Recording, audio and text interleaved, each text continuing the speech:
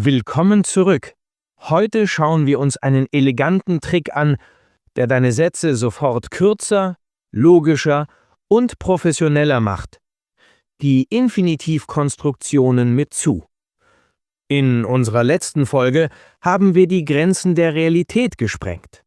Mit dem Konjunktiv 2 haben wir gelernt, in die Welt der Träume, Wünsche und Hypothesen einzutauchen und über all das zu sprechen, was sein könnte. Wir haben also gelernt, wie man komplexe, irreale Gedanken ausdrückt. Heute kehren wir in die Welt der realen, logischen Verbindungen zurück, aber wir lernen einen unglaublich eleganten Trick, um unsere Sätze kürzer, flüssiger und professioneller klingen zu lassen. Wir beschäftigen uns mit den Infinitivsätzen mit zu. Das klingt vielleicht technisch, aber es geht um eine ganz einfache Idee. Wie kann ich eine zweite Handlung in einen Satz einbauen, ohne einen komplizierten Nebensatz mit Subjekt und konjugiertem Verb bilden zu müssen? Die Antwort ist oft eine Konstruktion mit zu plus dem Infinitiv des Verbs. Wir werden heute lernen, wann und warum wir diese Zu-Infinitiv-Konstruktionen verwenden. Und wir werden die 3 magischen Formeln meistern, die deinen Sätzen eine neue Dimension von Logik und Bedeutung verleihen. Zu, um einen Zweck auszudrücken. Ohne, zu, um eine fehlende Handlung zu beschreiben. Und statt, zu, um eine Alternative zu nennen. Am Ende dieser Folge wirst du in der Lage sein, lange, umständliche Sätze in kurze, prägnante und elegante Aussagen zu verwandeln. Das ist der Unterschied zwischen „Ich lerne Deutsch, weil ich in Deutschland arbeiten will" und dem viel flüssigeren „Ich lerne Deutsch, um in Deutschland zu arbeiten". Bist du bereit, deine Sätze zu optimieren? Dann lass uns die Macht des Infinitivs entdecken. Das Grundprinzip. Wann braucht man zu plus Infinitiv? Bevor wir zu den magischen Formeln kommen, müssen wir das Fundament verstehen. Wann taucht diese Konstruktion aus zu plus einem Infinitiv am Satzende überhaupt auf? Die Grundidee ist immer dieselbe. Wir haben einen Hauptsatz mit einem Subjekt und einem konjugierten Verb.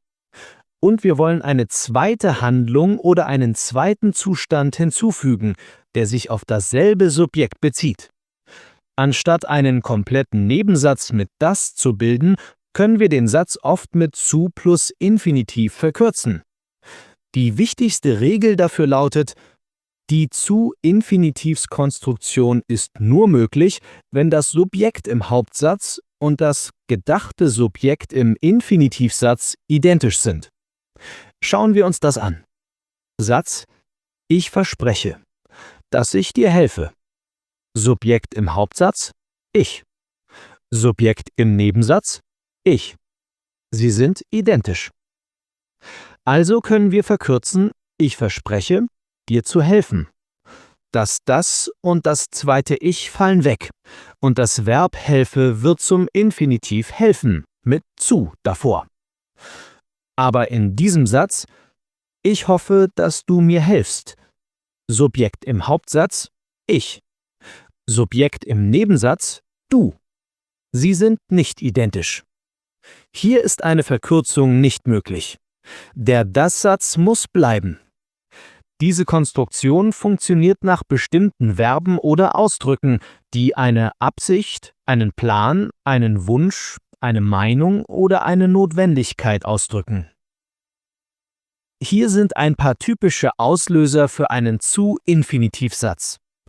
Verben des Planens und Versuchens: planen, versuchen, vorhaben, beschließen. Wir planen am Wochenende wegzufahren. Verben des Wünschens und Hoffens: hoffen, sich wünschen, bitten. Ich hoffe, dich bald wiederzusehen. Ausdrücke mit es ist: Es ist wichtig, es ist gut, es ist verboten, es ist möglich. Es ist wichtig, jeden Tag Deutsch zu lernen. Verben wie haben und sein in festen Wendungen. Lust haben, Zeit haben, Angst haben, bereit sein. Ich habe keine Lust, heute aufzuräumen. Das ist die Basis. Aber jetzt kommen die 3 Konstruktionen, die dir eine ganz neue Ausdrucksebene ermöglichen. Die Absicht zu. Beginnen wir mit der wichtigsten und häufigsten dieser Konstruktionen. Zu. Diese Formel benutzt du immer dann, wenn du den Zweck, das Ziel oder die Absicht einer Handlung ausdrücken willst. Sie beantwortet die Frage wozu oder mit welchem Ziel. Die Struktur ist eine Satzklammer. Hauptsatz plus Komma plus plus Informationen plus zu plus Infinitiv. Lass uns einen umständlichen Satz mit damit in einen eleganten Satz mit zu verwandeln. Umständlich: Ich lerne Deutsch, damit ich in Deutschland arbeiten kann. Das ist grammatikalisch korrekt, aber das Subjekt ich wird wiederholt. Elegant: Ich lerne Deutsch, um in Deutschland arbeiten zu können. Viel flüssiger. Das leitet den Zweck ein und das zu steht direkt vor dem Infinitiv am Ende. Noch ein paar Beispiele, um das Muster zu festigen. Er geht ins Fitnessstudio, um fit zu bleiben. Wozu geht er ins Fitnessstudio? Mit dem Ziel, fit zu bleiben. Ich brauche eine Brille, um besser sehen zu können. Wozu brauche ich eine Brille? Mit dem Zweck, besser sehen zu können. Sie spart Geld, um sich ein neues Auto kaufen zu können. Die zu-Konstruktion ist ein unglaublich starkes Werkzeug. Sie ist nicht nur kürzer, sondern sie verbindet die beiden Satzteile auch logisch viel enger miteinander. Sie ist die direkte Antwort auf die Frage, warum tust du das? Die fehlende Handlung ohne zu. Kommen wir zur zweiten magischen Formel. Ohne zu. Diese Konstruktion benutzt du, um auszudrücken, dass eine erwartete oder normale Begleithandlung nicht stattfindet. Es ist die elegante Art, eine Negation auszudrücken, ohne das Wort nicht zu benutzen. Die Struktur ist wieder eine Satzklammer. Hauptsatz plus Komma plus ohne plus Informationen plus zu plus Infinitiv. Schauen wir uns wieder die Verwandlung an. Umständlich: Er hat das Haus verlassen und er hat sich nicht verabschiedet. Elegant: Er hat das Haus verlassen, ohne sich zu verabschieden. Das ohne drückt die fehlende Handlung aus. Weitere Beispiele: Sie ist an mir vorbeigegangen, ohne mich zu grüßen. Die erwartete Handlung, grüßen, hat nicht stattgefunden. Er hat die Prüfung bestanden, ohne dafür zu lernen. Das ist eine überraschende, fehlende Handlung. Man kann kein Omelett machen, ohne Eier zu zerbrechen. Ein berühmtes Sprichwort, das die Notwendigkeit einer Handlung beschreibt. Ohne zu ist perfekt, um Überraschungen oder unerwartetes Verhalten auszudrücken. Es ist eine sehr nuancierte und stilistisch anspruchsvolle Art, eine negative Information zu verpacken. Die Alternative anstatt zu. Unsere dritte und letzte Formel für heute ist anstatt zu. Diese Konstruktion benutzt du, um eine Alternative zu beschreiben. Du drückst damit aus, dass jemand etwas tut, anstatt etwas anderes, Erwartetes oder Logischeres zu tun. Die Struktur ist wieder dieselbe, Klammer, Hauptsatz plus Komma plus anstatt plus Informationen plus zu plus Infinitiv. Im gesprochenen Deutsch wird das an oft weggelassen und man sagt nur statt zu. Die Verwandlung. Umständlich: Er spielt Videospiele. Er macht nicht seine Hausaufgaben. Elegant: Statt seine Hausaufgaben zu machen, spielt er Videospiele. Hier können wir die Konstruktion sogar an den Anfang des Satzes stellen, um die Alternative noch stärker zu betonen. Weitere Beispiele: Sie ist zu Hause geblieben, statt mit ihren Freunden auszugehen. Sie hat Alternative A, zu Hause bleiben, gewählt, nicht Alternative B, ausgehen. Statt mir zu helfen, hast du nur zugeschaut. Ein vorwurfsvoller Satz, der die unterlassene Handlung kritisiert. Er hat sich ein neues Handy gekauft, statt sein Geld zu sparen. Statt ... zu ist das perfekte Werkzeug, um Gegensätze und alternative Entscheidungen klar und prägnant auf den Punkt zu bringen.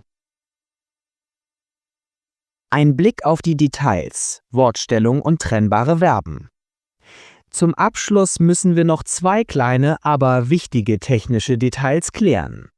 Detail 1: Wo genau steht das zu?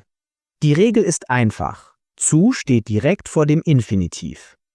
Wenn es also noch andere Informationen im Nebensatz gibt, kommen diese zwischen die einleitende Konjunktion ohne statt und das zu. Ich fahre nach Deutschland, um dort die Sprache besser zu lernen. Die Informationen dort die Sprache besser stehen zwischen und zu lernen. Detail 2: Was passiert mit trennbaren Verben? Das ist eine sehr häufige Frage. Was passiert mit einem Verb wie anrufen oder einkaufen in einer Zu-Konstruktion? Die Regel ist genial und einfach. Das zu schiebt sich zwischen das Präfix und den Verbstamm. Sie werden also nicht getrennt, sondern durch das zu verbunden. Das Verb ist anrufen. Die Zuform ist anzurufen. Das Verb ist einkaufen. Die Zuform ist einzukaufen. Das Verb ist fernsehen. Die Zuform ist fernzusehen. Schauen wir uns das im Satz an. Ich habe vergessen, dich anzurufen. Er geht in den Supermarkt, um einzukaufen. Ich habe keine Zeit, heute Abend fernzusehen. Diese Zu-Einfügung ist ein klares Zeichen von grammatischer Meisterschaft und lässt deine Sätze sofort viel professioneller klingen. Und damit hast du 3 der elegantesten Werkzeuge im deutschen Satzbau in deinem Repertoire. Infinitivkonstruktionen sind nicht nur eine Abkürzung, sie sind ein Upgrade.